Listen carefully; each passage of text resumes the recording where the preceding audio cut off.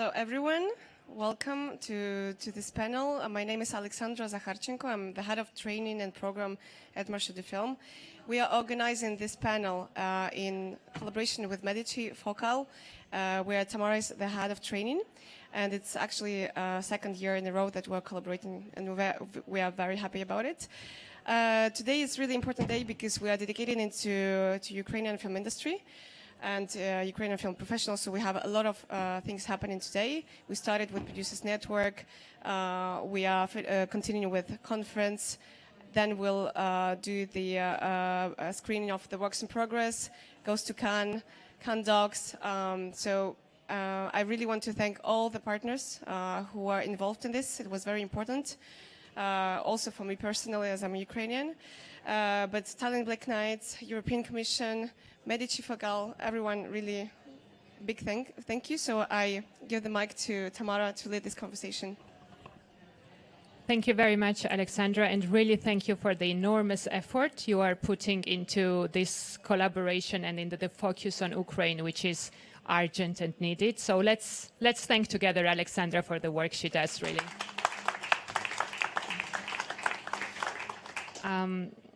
Welcome, everyone. In this industry, we are not short of talks and exchanges and panels, and majority of us are good at it and we know how to navigate from one talk to another. But I was feeling extremely challenged when this proposal came to host this talk.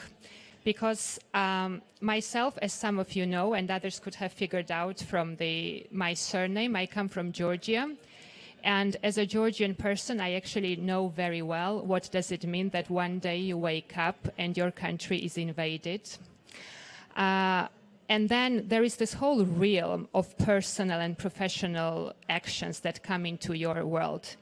And I think that there are two levels. One is very personal emotions that we have depending on where we are.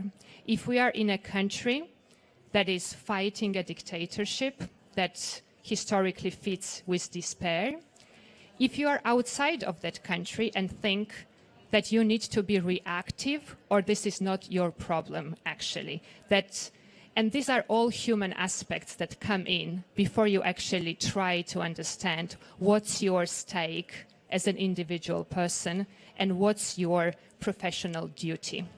And in this field of audiovisual sector, it happens to be that already before COVID and before February 24, we've been discussing a lot of changes. Changes in the ecosystem, changes in the way we need to act and the way we need to react to each other. And one main reason why I thought I would come here and take this mic with the wonderful speakers who are joining me to tackle the subject of how to support the Ukrainian film industry is because that this is the moment where I strongly believe we are really coming together. And with that, we should a little bit put our egos aside. We need to celebrate each other because this is the industry that can really use a weapon of culture and stand on the side of the cultural diversity, preserving singular voice and being realistic on what can be done for a war-torn industry in Ukraine, but also what cannot be done. Where is the ceiling? And if we allow the benefit of doubt, I think that we can come out stronger together and we will not be othering each other anymore and we have a chance to unite. And in this panel, there will be more questions than answers, maybe. And this is why there are wonderful professionals here with me who will help unpack the topic of the support mechanism, but I do invite you to raise your hand and let's make it a safe space to exchange, to say what has been done, but also what can we do together in the future and become a team. Not necessarily become a family, there's absolutely no need for that, but let's become a team of professionals that stand together and exercises the power of culture and preserving of the cultural diversity. So to handle these topics with me, here is Yulia Sienkiewicz, who is a producer from Ukraine. She is also the founder member of the Ukrainian Film Academy and the supervisory board member of the Ukrainian Institute. Okay, so Vladimir Sheiko, you see him online. Vladimir is the Director General of Ukrainian Institute, and that is a public agency under the Ministry of Foreign Affairs, and that you will tell us more about it later on. He's doing a wonderful job in from reaction to action since February 24th. Then we have wonderful Agnieszka Holland here with us, filmmaker, activist, fighter, and the president of the European Film Academy. Bero Beya, who's here in his function as the CEO of the Netherlands Film Fund, but will also voice the position of EFAD, because you're the board member of the Association of the European Screen Agencies. And next to me is Jovan Marjanovic, who is the head of the Sarajevo Film Festival. We share some experiences of war-torn realities, and with these people on the front line, but with all of you here, let's try to use this hour to make it a meaningful conversation. No one expects here a self-promotion. A lot of work has been done, but much more needs to be done. And this is the moment to try to build one more brick and really exchange about the topic. And for that, I would turn to you, Julia, first, because for me, this war started many years ago. And what happened in February this year was just the escalating moment. For me, I know what it means, a military invasion, and how it feels when you, being part of a film industry, suddenly become lost, then on record again, maybe a fixer, maybe a cook for an army food preparation, and then you come up with a lot of questions. What really is your future? Is it still the cultural realm that you need to stay in, or where are you going? And you have this huge actions happening now, with some professionals taking a very strong case and staying in Ukraine, others being scattered all over the world. So could you attempt to give a bit of an overview of what has happened from February to today, so that we all understand how you feel being an Ukrainian filmmaker? Thank you, Tamara. Thank you, everyone. Thank you for all solidarity actions in support of Ukraine. It really means a lot. And if not that, most likely we won't be even sitting here and being here presented. Of course, we knew it was coming. It was not a surprise, let's put it that way. But me personally, I could not imagine the scale of it. I could not imagine that it will be so brutal, so cynical, and like full scale. All Ukraine is in danger. And I will be honest with you. My plan was, when I was thinking, what will I do if? My plan was to escape immediately, because I was afraid exactly of what happened in Irpin and Bucha. I was very much afraid of the occupation, of the atrocities, and that was my idea. But the moment it happened, I realized that it's too late. First of all, because there was a huge wave of people leaving Ukraine, and it's better to wait. But I was still in shock. Plus, my family, we were separated.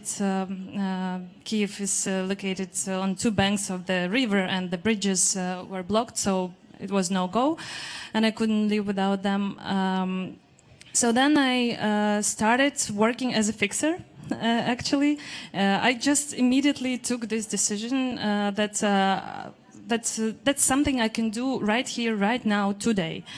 And then it was a fantastic journey also with filmmakers, because I was every day meeting people in their not normal roles, exactly what you said, like working on the kitchen, also filming something, people helping to look for different supplies, building barricades, all kinds of things you could not imagine actually before, because yes, we had an experience with Maidan and Revolution of Dignity and the war which broke down back then, but here it was way more dangerous and way more serious. And then after some time, I think it took maybe several days when I realized that there are several groups of filmmakers. We were exchanging messages, calls, and that some people decided to stay and film. And in the first place, to document what was happening around them. So it was not, on the first place, about artistic projects, but mostly to document, because that's a natural call of filmmakers to do what they can do best. And of course, they needed specific needs were obviously there, meaning protection, ammunition, like protective vests, helmets, compact film equipment, walkie-talkies, and so on and so forth. And I was getting immediately very many calls and messages from my foreign colleagues, including you all. By the way, people from Bosnia were one of the first to contact, and I knew why. Like, we didn't even have to discuss that. And Georgia as well, and Poland, of course. And that's when Polish Film Academy and European Producers Club started to send equipment, to send supplies to support filmmakers. And we identified this as there are several groups of filmmakers. Some are filming, but some are also joined the army from the day one. Such people as Oleg Sentsov, for example, actor Pashali, who unfortunately was killed after 2 weeks of the start of the full-scale invasion.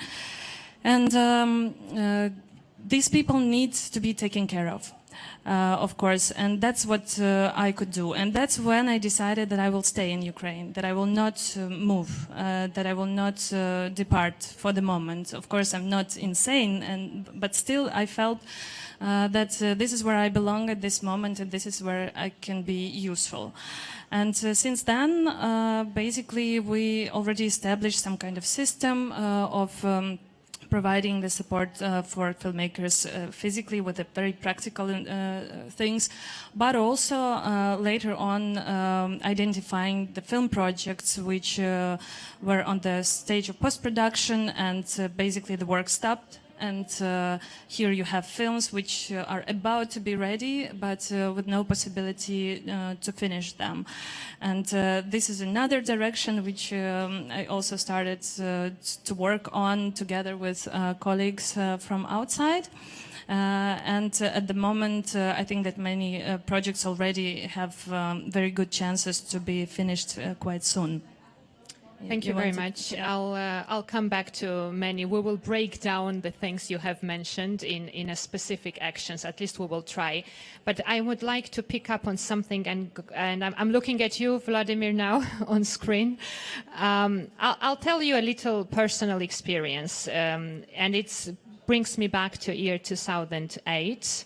When the Russian invasion happened in Georgia, and a couple of months later of that August, I was part of a big international event in culture, and I was expressing my thoughts and some concerns that I thought that the international reaction back then was not as strong or as uniting as I, as an individual, or some other filmmakers in Georgia would think it should be. And a wonderful colleague told me, but what did you expect? Because this is your problem. It's the problem in the region. And I'm not saying it in a negative way at all. But what this sentence helped me understand is the importance of the realm and the importance of the perspective. Whether this is a problem that is happening there outside EU, and maybe it's othered, or whether it's a realm when we can come up with a pragmatic but still a joint action and stand for the expression of the artists, filmmakers' interests. And what I observe now, and I'm very happy to see that all the actions that Julia mentioned, many others that I've been part myself of, I have a feeling that you have endorsement and support from the international community. And I know that your organization is working hard now to somehow bring this diplomatic, cultural message as international as possible. Could you tell us a little bit more about this and what your feelings are?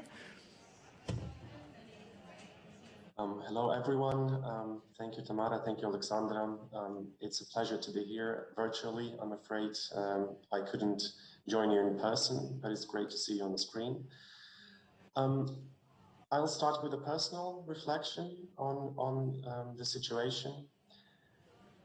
Like many other peers and colleagues and friends, I feel like a big part of my life is being stolen from me. And I'm sure that other culture makers and filmmakers and professionals in Ukraine feel the same way.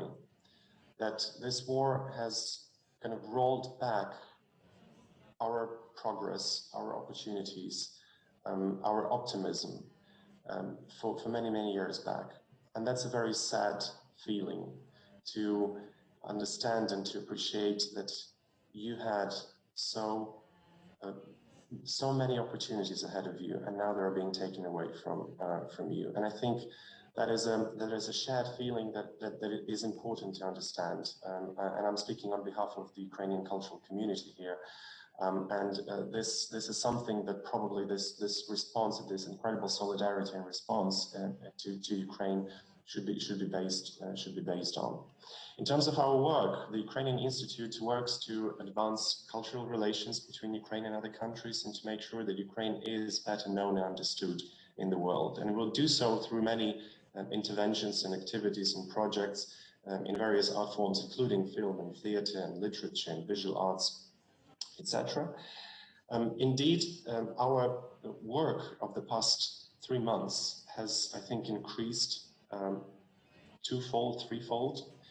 We work both, like you said, Tamara, proactively and reactively, because we keep getting requests from all over the world to advise on what Ukrainian culture to share, on how to showcase Ukraine and how to position Ukraine, how to talk about Ukraine.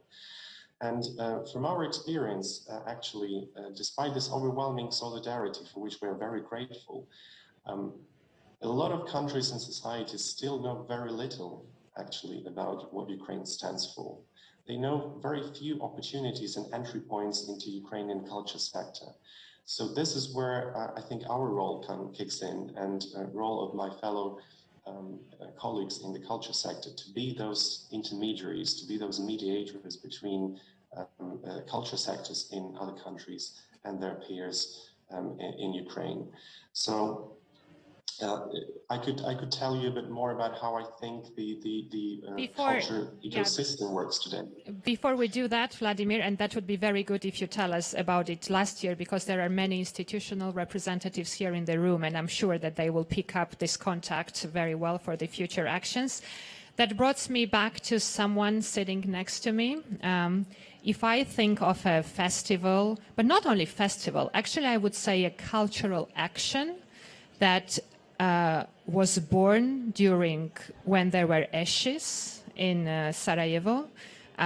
That's the Sarajevo Film Festival, and this whole team of such strong creatives who made a huge southeastern market out of the most desperate times, really, properly. And I wonder what were, even though I can imagine, but you know, when this happened and when you called to Ukraine, what were your first reactions? Did you try to do what you would want it to be done back in those times as a supporting call? Yeah, hello everyone. Thank you, Tamara. Well, yeah, of course. I mean, I think we just wanted to do whatever we can to help, but to go maybe a little bit back, well, 30 years, in fact, exactly now. So the siege of Sarajevo started in April 1992. It lasted for 4.5 years, during which the city was completely encircled, bombed, shelled every day, left without electricity, food, with little humanitarian aid coming in, and well, a desperate situation, really, in which people found out that, you know, besides electricity and food and other basic human needs. Among them is culture as well. And there was a lot of resistance, I would say, that was channeled through the culture in this besieged city. Cinema, screenings, theater plays, visual arts exhibition, and all of these actions somehow culminated in the creation of the Sarajevo Film Festival, basically under the bombs back in 1995. And the festival's first edition was a wartime edition, but by a miracle, and supported by a wider international community of artists and intellectuals, thanks to whom the festival was not just some kind of crazy act of, something that's being done in an impossible situation, but it was something that was recognized as something that can grow and really serve the people of the city. Luckily, and by miracle, the second edition of the festival was already in peacetime. The peace agreement has been signed, and ever since that moment, the festival was given the opportunity to grow, develop, immediately have ties with actually the communities from the countries that were in war with each other, and connect, reconnect, reconcile as much as possible, and rebuild somehow this cultural space that we shared, regardless of a terrible war that raged for so long. So the festival today is I think, the platform for the entire region. And when we were thinking about what we could do to help the colleagues in Ukraine, it was just to offer this platform to them as well, and help as much as we can to the few individuals that we can help directly. But I think more important is really to have this platform open for them as well. Open it because we are very much focused on the region of Southeast Europe. I think Ukraine is so connected. So to precise it, you're opening it for Ukrainian? Yes, yeah. Absolutely. So we opened immediately, so all our competition section, all our training capacities or the market access capacities are now open to professionals from Ukraine. So I think a simple reaction really to something that seemed awfully, familiar to us at that point. Thank you, Jovan. And that brings me to the perspective that Agnieszka could have on this process that we are jointly part of somehow. And I was watching one of your video messages in the beginning, back in February, when you said in one of your video messages towards the Ukrainian filmmakers that through your films, but also some other films, filmmakers, yourself, but your colleagues as well, have been trying to ring the bells to say that we should not be going through what we have already made as a historic mistakes, really, as nations. And we could not avoid it, you said, and here we are now. And you've been very passionate advocate towards supporting the filmmakers in Ukraine with very specific means as well that different actors in the Polish film industry put forward. But could you share your professional filmmaking perspective on this point now, and where do you see that we need to even more foster being a joint unity? Oh, you need to, yeah. Yes. Well, I have impression for quite a long time that as a filmmakers, especially the filmmakers creating and producing fiction, we are way behind the reality. It means we are not responding to the need to understand what the challenges and dangers of the modernity are. And the cinema, which is such a powerful, also emotional vehicle of communication and and truth is not used for the best means. And of course you have some filmmakers, and the Ukrainian filmmakers proved during last 8 years that they are very much connected and in very creative way, not necessarily only in a purely documenting way with the reality, but I think that their voices have been not heard wide enough, and that the voices of those who tried to show the incoming dangers which are rooted in the past already, which we know, and which we have all the tools to understand, then those voices are not heard neither. It means the situation of Cassandra is never very, very comfortable. And it was also the case those who predicted somehow the situation we are living now through, and especially Ukraine is living now through.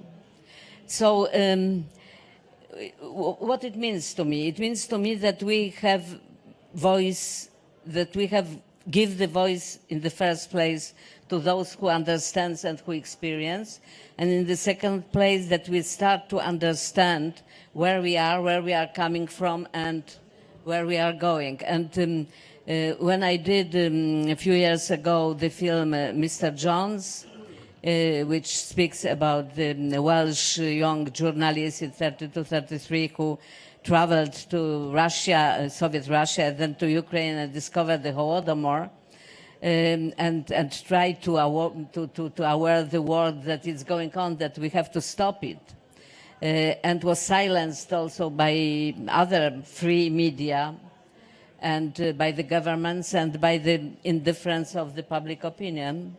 It was not to make the movie instead of Ukrainian colleagues. I was afraid that it can be like understood that that I'm using some money and some stars to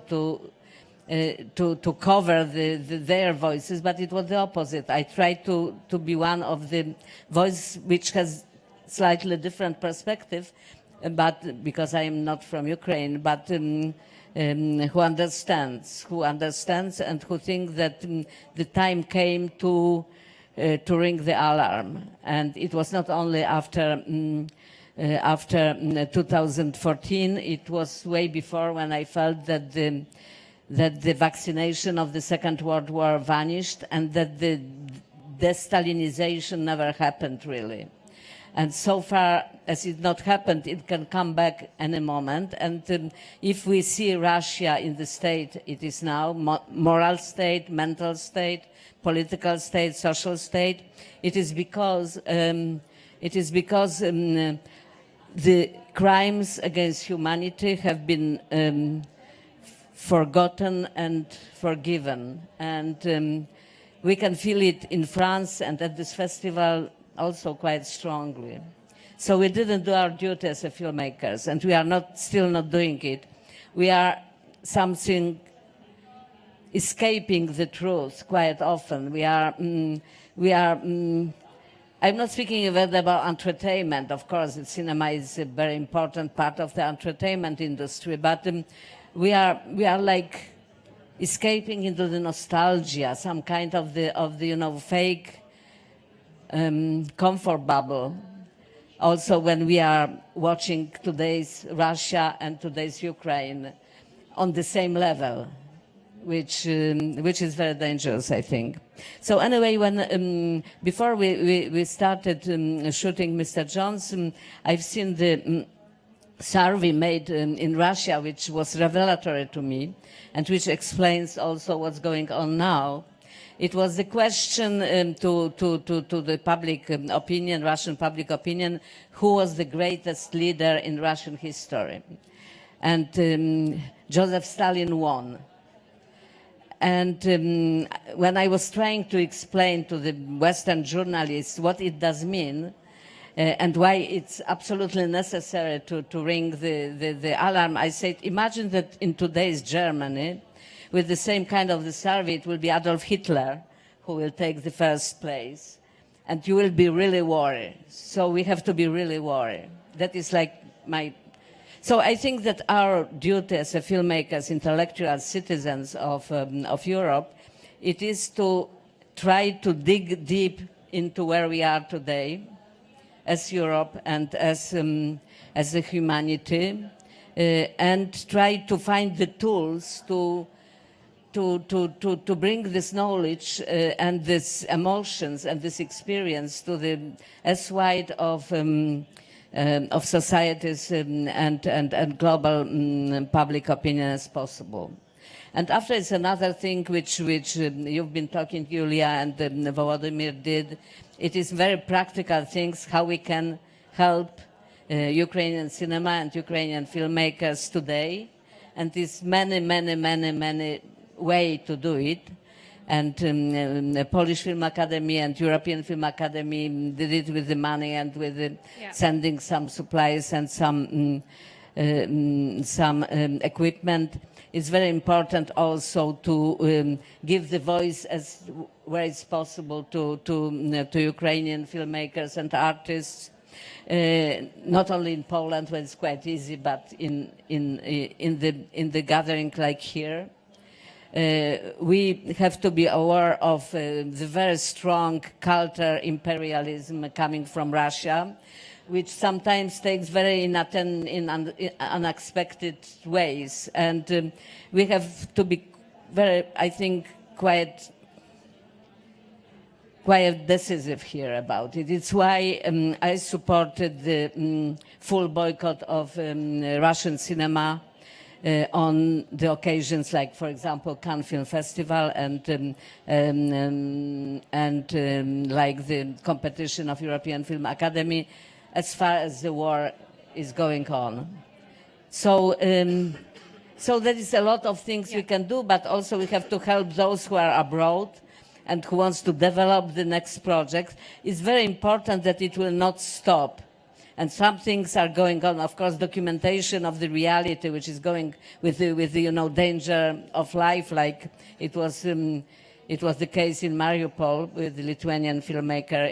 It is the most important possible, and also to make it not only from the point of view of foreign correspondence, which has very like news perspective, but to do it like in Sarajevo it happened with this collective which Ademir Kenovich was running. It is very important. Without that we will know a lot of things, very important things.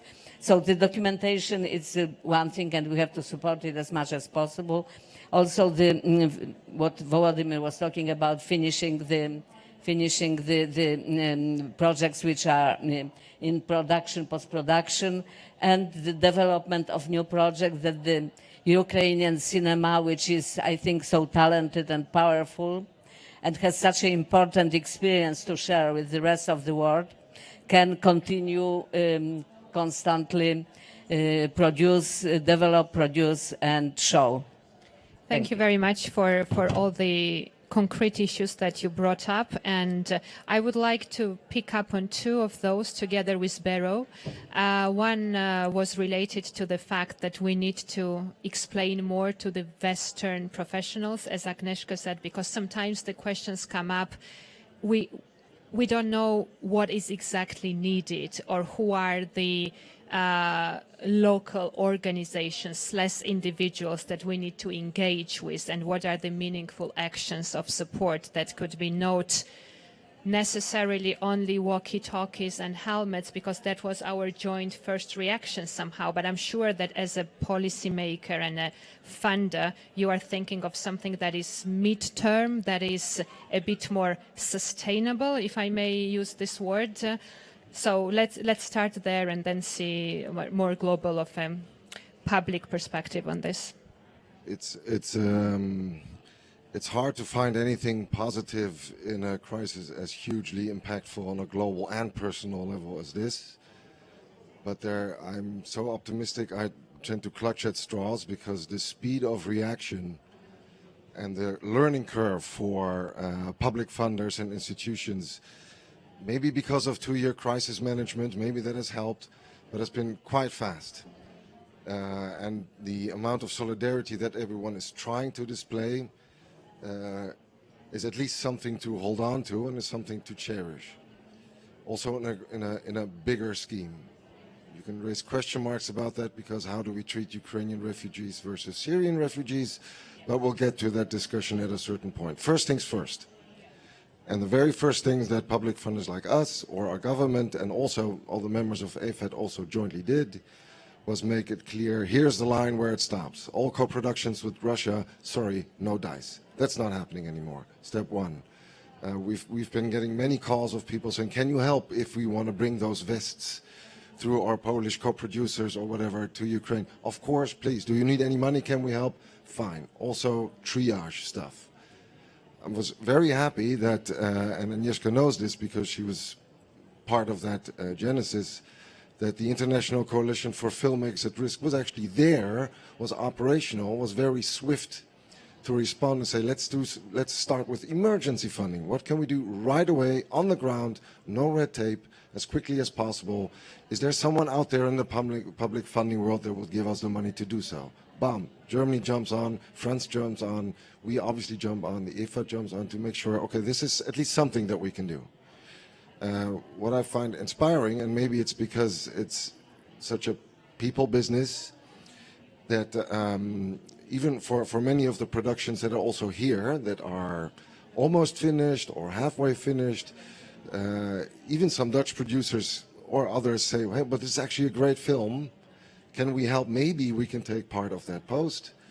I'll talk to my public fund and see what happens. So we get those requests. So now our responsibility as public funders is to say, let's, and as little red tape as possible. If any, we need to rethink on what we do. Of course, we need to make sure that that happens. It's still triage, though, because the element which we're actually discussing tomorrow is to figure out whether, as all the public funders in Europe that are in EFAT, we can come up with a system that could assist, support, or fill in the gap of the Ukrainian Film Fund, which obviously cannot do anything at the moment. To figure out the way that we not just finance productions that are halfway there through the co-producers, but that it also reaches the Ukrainian filmmakers and the crews for that particular film. There's a jump there to be made. Looking even further, I think it's even more important to realize that this is something that, and let's hope it's not as long as what Sarajevo has gone through, we need to think further than that. What are the longer-term implications? How does that void, how can that void be structurally filled so that filmmakers like Julia and all the others that are there, that hopefully take Agnieszka's word to heart and think on that level of let's say, metaculture and the relevance of showing that through cinema, how can we make something which has a longer lasting element? How long do these support mechanisms need to be there? And there are examples of how this could work. Side note is that we're launching a 9-fund collaboration for with the intent to increase inclusivity in the film sector tomorrow. It's called New Dawn, which is also new because it has a similar element. You see that there's something that you really need to address.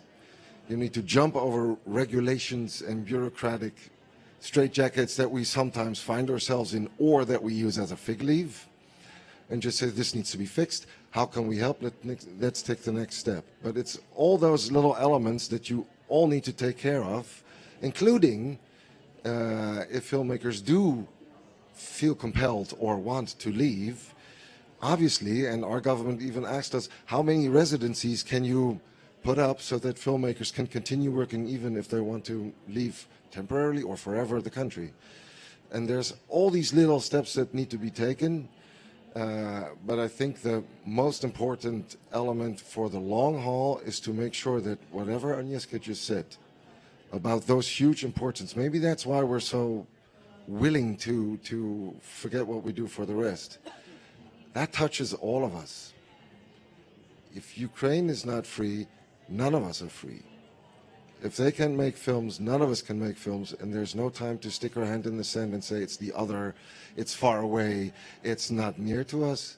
So that's going to be the longer-term challenge. I started with that somehow when I spoke, and you are now finishing, although we are halfway our conversation, and I'm so happy you're mentioning that on behalf of so many funders, because we know that public film financiers can also make pathways. You know, when you empower, then also the industry comes together out stronger and more flexible.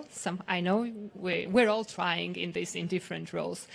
But some people here in the room asked me before we came on stage to ask Julia and Vladimir, and maybe first you, Julia, about a very specific and concrete question. What can be done now? And I'll open a parenthesis. I've learned that what's happening in Ukraine is called a protracted war in war strategy terminology, and that is where unfortunately, this is becoming long-term, and when the fatigue comes in and the mental trauma is also expanding, and while you are reactive, you don't feel it so well, but some of it is coming, and it's important that we anticipate and we face it somehow. So today, when you are in Kiev or other cities, and feels quite weird, as I know, what would be 1, 2, 3 mechanisms of support you could imagine that you people in Ukraine or outside feel the right balance to be offered to you? Because that will be taken by tweezers. Some people won't be able to do it. That's also reality, but others might. So could you give us some hints? What are the directions that we need to think to? First of all, we know so many military terms now. That are in our lexic. It's very difficult, honestly, and partially, you know, this question, how can we help, also explains the lack of knowledge about Ukraine in general, and not knowing who to contact, not knowing who are the key personalities there. You mentioned that before, but this is something which can be also done, you know, kind of a homework maybe, and we are ready to and open to provide everything what is needed, you know, to understand this, because it feels like quite often we have to prove or even demand to hear us when we say certain historical facts, but it's always the question, like, maybe this is not so, because the world lived in completely different image of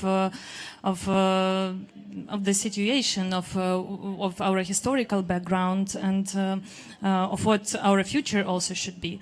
But on the practical term, I'm very, very much worried because I see, first of all, those people who left Ukraine, mostly women and children. So this means they're either separated with their husbands or partners, male partners at home. This is also one or the main reason why Vladimir is not with us, because he's not allowed to leave the country at his age. And they are, we see they're very well taken care of. There is a huge support and more than they could probably expect. But me personally, staying in Ukraine, I am very much worried about keeping and maintaining the ecosystem of the film industry on many levels. It has to function somehow, and they should have work. They can do a remote work, maybe they should work on their project. Another issue is, of course, what kind of projects it will be. We had a call for development support at Ukrainian Cultural Foundation in January, and obviously the projects which were submitted there might not be relevant for the authors anymore, and they might switch to other topics. But also mentally, it's a big, big challenge, and I spoke with several filmmakers, film directors, writers, young ones, successful ones, after the first, second films winning at different festivals, and they say, we don't feel ourselves film directors anymore, because it seems like whatever we are going to do in fiction seems fake comparing to the reality we see around us. So we will better step back and for some time rethink our profession and the purpose of our profession. And that's a very, very disturbing signal, obviously, because that will bring our industry, might bring, and hopefully not our industry, to a longer stagnation. And we just started, basically. Our industry is quite young, and for the past 10 years, it did tremendous effort and jump to produce films, to show, to tell our stories, to present our talents. They became recognized somehow. It's still the beginning, but we had something to be proud of. And now I think that whatever might be possible, except of purely practical things, like, again, providing equipment and so on and so forth, there should be some kind of initiatives, projects, organization, institutional support, whatever you call, you name it, which will facilitate the life of Ukrainian film industry. Do you mean in towards capacity building somehow, like maintaining? Yeah, capacity building for sure, because there should be someone, like maybe NGOs in Ukraine or such state institutions as Ukrainian Institute, for example, which will be also kind of embracing that, you know, helping, being there for Ukrainian filmmakers. As I said, I don't have a very detailed plan, but this is where I see this gray area of people just leaving their profession, moving to something else, and maybe even leaving the country, and maybe even not coming back to that. Well, Julia, if you would have a very concrete plan, that would be pretty strange, I think, you know, coming from Kiev. I wish. Here. So it's more than normal that actually you are honest in the end.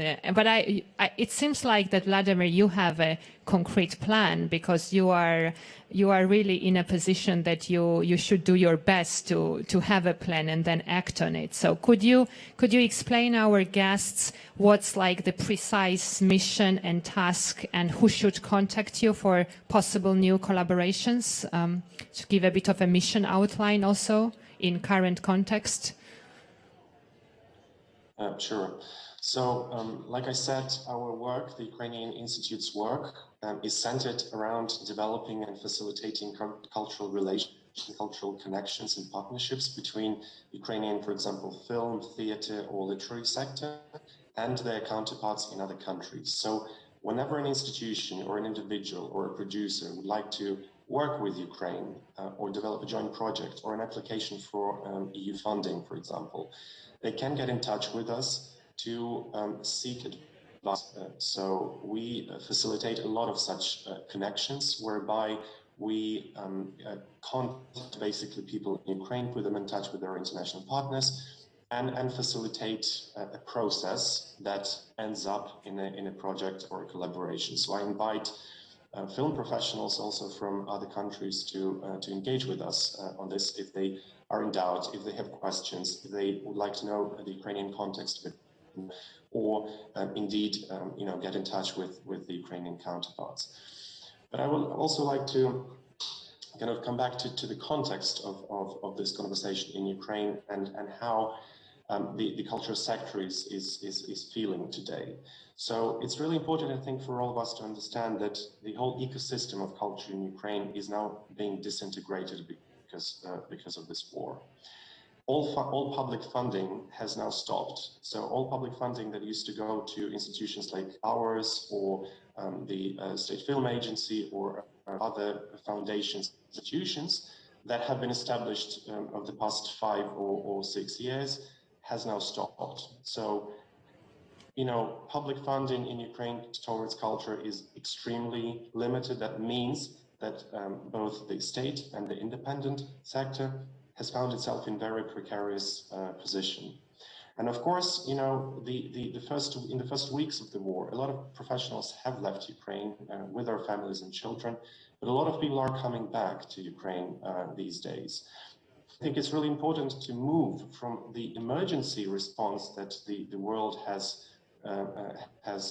put forward for Ukraine, like residencies or temporary shelters or short-term grants or commissions, to more longitudinal, to more longer-term thinking of how collectively the cultural sector internationally can include Ukraine in its programming, in its planning, in its funding cycles for the years to come.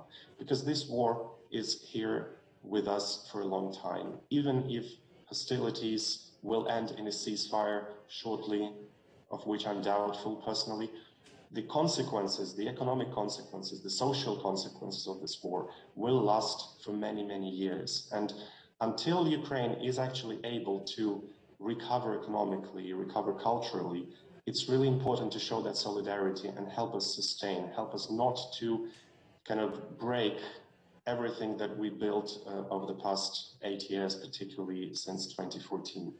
So that's one thing I would like to kind of suggest to all of us. Second thing is, I think Ukraine should be seen now as a full-fledged member of the international cultural relations. Ukraine has been marginal in the minds of so many people. Ukraine has not been included and had the place it, I think, deserved in various cultural institutions, programs, festivals, I don't know, museums, whatever. I think we should be absolutely included in those conversations, because without Ukraine, and indeed other countries that have been largely overlooked by the so-called Western mental maps, like of course Georgia, like of course Bosnia, other countries of Eastern Europe, have now to be put back into the spotlight they deserve. In terms of programs, I think it's really important to create opportunities for people who will remain in Ukraine and work in Ukraine, of course, in the film industry, and that covers a wide area of professions, from filmmakers themselves to, I don't know, critics, script writers, other professions that facilitate and make that ecosystem complete. So, and it's not just about aid. Let's look at this more widely. It's not just about aiding Ukraine. It's about also an opportunity for Ukraine to give something back. Because like Agnieszka said, Ukrainian film sector and culture sector has a lot to offer to the world in terms of its creativity, in terms of its skill, talent, the films and other cultural products that Ukraine can generate. And of course, I think this is a two-way street. So it is about international help to sustain Ukraine, but also a chance to Ukraine to be that added value to the world today. And I will conclude with the thought that, you know, this war is huge. It's incomprehensible in so many ways, and it's the role of film and culture to document it, to reflect on it, to think what it means for the whole world, for the whole security, global food security, cultural relations. There are so many ways to interpret and make sense of this terrible war, and I think it's our duty, collective duty, to do that through collaboration, to create something today that will help us reflect on this, on these days and these years, much later in the future. Thank you so much, Vladimir. That was really excellent map outline, really, of the three directions that we really need to embark on, embed in our thinking. I had a privilege of being also professionally involved with different actions in Ukraine before February this year, and I saw it with my eyes, being also your collaborator, Julia, in your previous role as the general producer of the Odessa Film Festival. We were developing its industry platform together, and I've faced both of those alleys that Vladimir has talked about. You know, one way of professionals extremely open and curious to discover Ukraine, come and watch those war films that sometimes I don't like this word, I must say, but you know, and then the others, obviously, and we are human beings and we are complex creatures who have a war film fatigue and do not want to leave the comfort zone because the images that are projected are disturbing, and that's true. But if you analyze, and I allow a little thought on that, the films that you guys, the Ukrainian professionals, have been emerging with, such as Reflections, such as Klondike, such as The Sky is Orange, you know, it's those films have been predicting for so many years already what's been in making, and that it was just the ringing bell in February this year. And this is why collaboration has never been so meaningful in practice, as Vladimir said. And I'm so happy that Agnieszka outlined it from an artistic perspective, and Beros said we need to change and we need to be flexible, because, you know, being within framework is not helping at this stage. But we have this also absolutely positive example of what has happened in Sarajevo and how through cultural healing, if I may say, you have established what is a vibrant market, vibrant festival, and a place to be if we want to see the Southeastern professionals. So even though we need to be outside the comfort zone, we have to be hopeful. And I think that you all agree, because otherwise we lose face as human beings. And I would very much like to open now to the audience. If anyone has a question to any of the speakers or would like to contribute a thought, now is the good moment to just raise your hand. No? Please. Is there a mic in the room? Okay.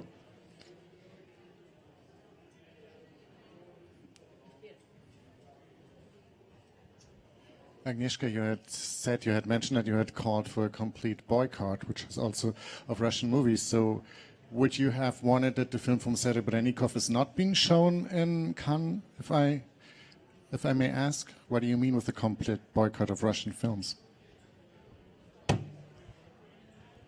Complete boycott, it means complete boycott.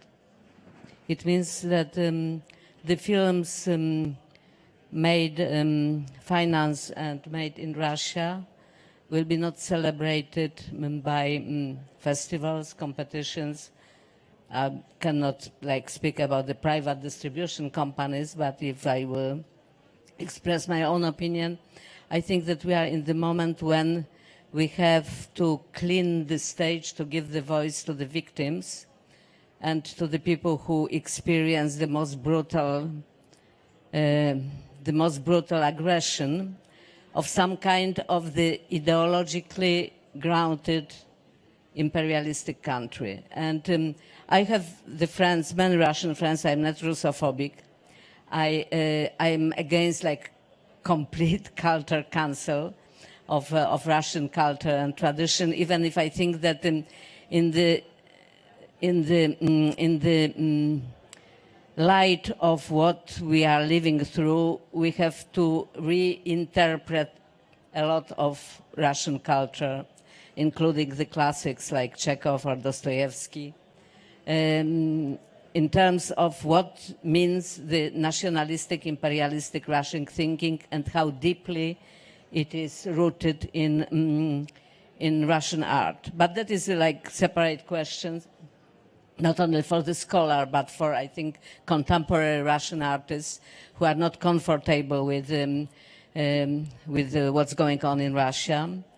But I think that in the moment that I don't see the reason why to give the platform to Russian cinema right now when our Ukrainian friends are unable to make their cinema because of Russian aggression. And if it was up to me, I will not include Russian film into the official sections of Cannes Film Festival, even if Kirill Serebrennikov is such a talented artist and kind of dissident. Unfortunately, my bad feelings was justified by his words, because he used this festival to praise Russian oligarch Abramovich and to compare the tragedy of Russian soldiers to Ukrainian defenders. So I think that I can be sorry for him, but I am against to give him such a voice in this very moment. Thank you very much. Nick, yeah.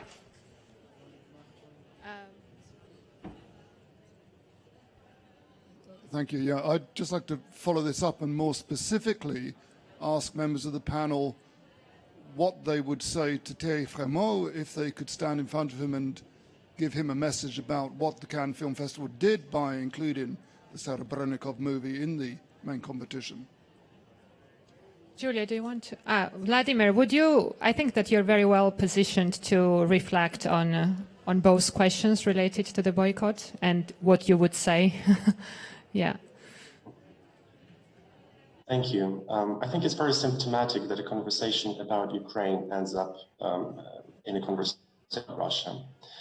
And my personal dream would be that in the future that would no longer be happening. But to answer or to reflect on both questions, what I would say to Mr. Femo is that I think Ukraine would prefer to be heard, because Ukrainian film industry and Ukrainian Institute and many other individuals and professionals have repeatedly addressed the Cannes Film Festival, asking to remove Kirill Serebrennikov's film from the program and to increase Ukrainian participation in the festival and its some other programs.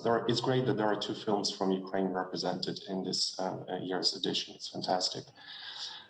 But we would prefer to have more open dialogue about this, because I think the festival has been largely insensitive to how Ukraine is represented, treated, or reflected upon this year. So my message would be that. Thank you. Anything you want to add, Julia, or no? I couldn't say better, because we were together very much in this process of addressing Cannes Film Festival, and unfortunately we didn't receive any answer, any position except of the public ones. So, but honestly, this is symptomatic that the first 2 questions are about, again, Russia versus Ukraine, and not about Ukraine. And again, we discuss boycott, and again, we put culture out of politics. No, it's not. Culture is not out of politics today. Please. I wanted to go back to words of Agnieszka about Holodomor, about the big famine, red famine in Ukraine in the 1930s, where she said that the victims of the famine died in silence, died in a they were somewhere, nobody saw them, they were dying silently. And now since the beginning of the war, we are seeing it on screens. We are seeing it, and I have this big impression that we are observing, but we can't, or we because of this formula of film, of news, of so on, we think we are empathic. We somehow fulfill our need to say we're with you, but still we are kind of eating this news. The people are or the news are using these images to fulfill also certain eagerness of very cruel videos. And on one hand, it's the most important to show what's happening, but on the other hand, we hear people from Ukraine saying, "Don't applaud us, in a sense, don't look at us as on stars, like movie stars." Like so there is this strange barrier, strange border between filmmaking or showing a film and making people feel they do something, but on the other hand, I see a rape, I see a murder, but I say, oh, I will not come in because I don't want to be hit. You know, this experience I have. So how to use this soft weapon well? I wish I could have an answer to that, but I think that I will maybe again come back to you, Vladimir, because you are in Ukraine now, and you know exactly. To interpret the question a little bit is like this very soft line, if I'm correct to understand, between the images and this whole realm also of the fake news and the propaganda element coming in, but also how to position ourselves with that and whether to embark on those audiovisual journeys or not. But do you see yourself in a specific position with this, that you don't want to be applauded, or does applaud really mean anything to you? I'm not sure of that. Well, it's quite hard to answer that question really, Because like I said, this war has so many dimensions and so many faces that some of them may feel, inappropriate to engage with. Others may be traumatic. Others may be joyful, and that's also one of the sides of any war, any conflict. There is life and joy behind every suffering that we experience. I quite like in many discussions to talk about humor, for example, because this war has triggered a lot of memes, a lot of funny stories, a lot of tiny bits of reality, of real life that people share on social media, for example.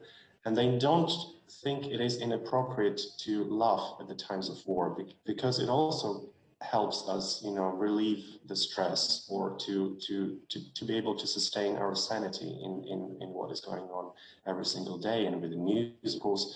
So I would probably, as a human being, say that engage with this situation to the best of your ability and in the way you feel comfortable. Of course, if it's too traumatic to watch the news and watch graphic violence in news reports, then of course you shouldn't be doing this.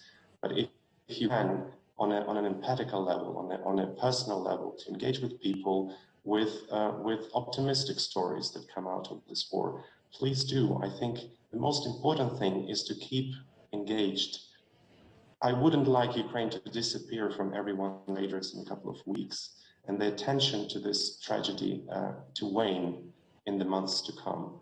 So in every comfortable way that you feel appropriate, please do stay in touch with the Ukrainian people, with the situation in Ukraine, with the news about Ukraine, of course, not overstepping your personal boundaries of what's appropriate, if that's an answer to your question. That's an answer to questions, but it's also a solution on a human level somehow, because otherwise we cannot go forward. Unless any of the panelists would like to add something, I think it's time to wrap this up.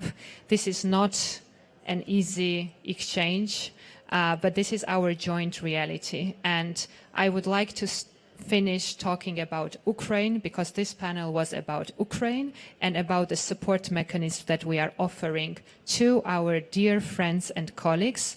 We have acknowledged that we know some.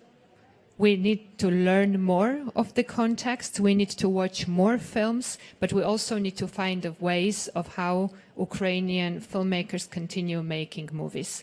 And Vladimir has mentioned humor, and I think that being a Georgian person, if anything helped Georgians to survive in our rather tragic history of exiting Soviet Union, it was humor and self-satire. And Agnieszka is smiling because I know she's a friend of so many of great Georgian filmmakers, and in Georgian cinematic language as well, it was humor that was actually criticizing the major powers. And those were the films that, after 10 years of being produced, still hit Cannes and Berlin, even though they were put on the shelf when they were made. So let's join the message of Jovan, Bero, Agnieszka, applaud Vladimir and Julia for being here, and leave this room optimistic, because that's the moment to unite as human beings and do what we can do and move forward jointly. So thank you very much.